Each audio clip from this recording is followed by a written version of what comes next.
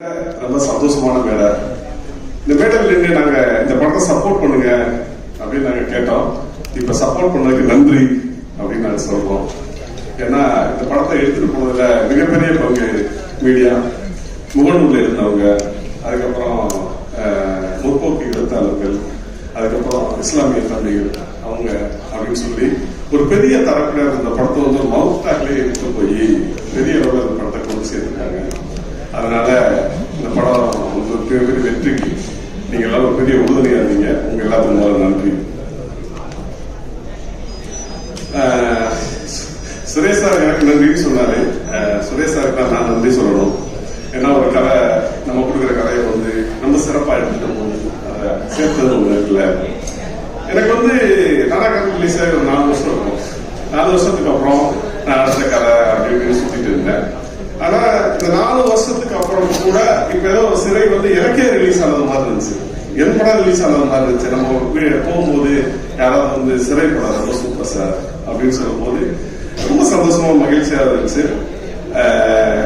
என்ன சொல்றது, போன மேடையில சொன்னதான் என்னை விட சிறப்பா சுரேஷ் சார் இந்த படத்தை எடுத்திருந்தாரு. அதான் இந்த படத்தை பெரிய சிறப்பு அப்படின்னு நன்றினா எல்லாத்துக்கும் சொல்லலாம். இந்த படம் எனக்கு சிறை, எனக்கு என்ன சுரேஷ் சாருக்கு என்ன பேர் கொடுத்துச்சோ அதே பேர் எனக்கு, விக்ரம் சாருக்கு, பிலோமினுக்கு, மாத்தேசையாக்கு அப்படின்னு சொல்லி அனிஷ்மாக்கு, தம்பி அக்ஷய்க்கு, ப்ரொடியூசருக்கு எல்லாத்துக்குமே இந்த வெற்றி சமமா பகிர்ந்தளிக்கப்பட்டதாக நான் நினைக்கிறேன். ஏன்னா எல்லாருமே இந்த படத்தோட பங்களிப்பு எல்லாத்துக்குமே அந்த பேர் சிறப்பா வந்துச்சு. லலித் சார் வந்து ஒரு ரொம்ப நன்றி சொல்லணும். பர்சனலும் சரி, இதான் சரி, எங்க மேல பெரிய நம்பிக்கை வச்சாரு. அவர் வந்து இதுக்கு முன்னாலே படம் பண்ணியிருக்காரு, விஜய் சார் வச்சு படம் பண்ணியிருக்காரு. இப்பவும் பெரிய பெரிய படம் பண்ணிட்டு இருக்காரு. இந்த கதை வந்து நான் லலித் சார்ட்ட ஒரு 40 நிமிஷம் சொல்லியிருப்பேன் நினைக்கிறேன். 40 நிமிஷம் அவருக்கு சொன்ன தமிழ் இந்த படம் பண்ணிடலாம் அப்படின்னு சொல்லிட்டு ப்ராசஸ் ஸ்டார்ட் ஆச்சு. ஏன் அதே மாதிரி இப்ப தாய் கல்வின்னு ஒரு படம் வந்துச்சு.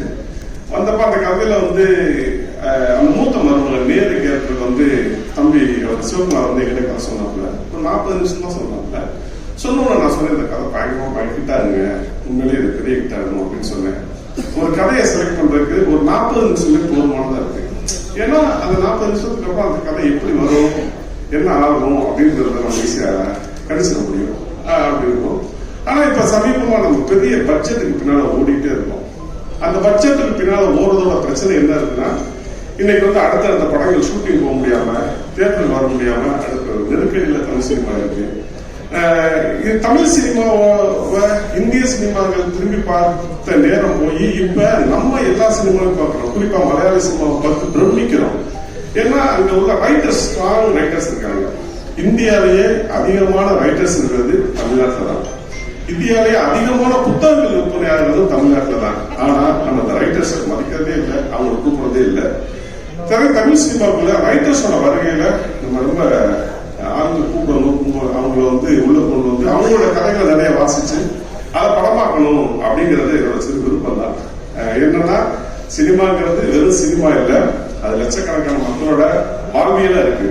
சோ நம்ம வெறுமனே டிஜிட்டலையும் ஓடிடியும் நம்பி இருக்காம தியேட்டர்கள் படமா பண்ணணும். ஏன் நான் தாய் கல்வியை சொல்றேன்னா, சிறைக்கு அப்புறம் இன்னைக்கு மிகப்பெரிய அளவுல தியேட்டர்ல வந்து அந்த படத்தை தான் பெரிய கொண்டாடிட்டு இருக்காங்க மக்கள். அதுக்காக சொன்னேன். சோ நம்ம வந்து சினிமாக்கான படங்கள், தியேட்டருக்கான படங்கள் படம் கேட்கிறேன். நன்றி.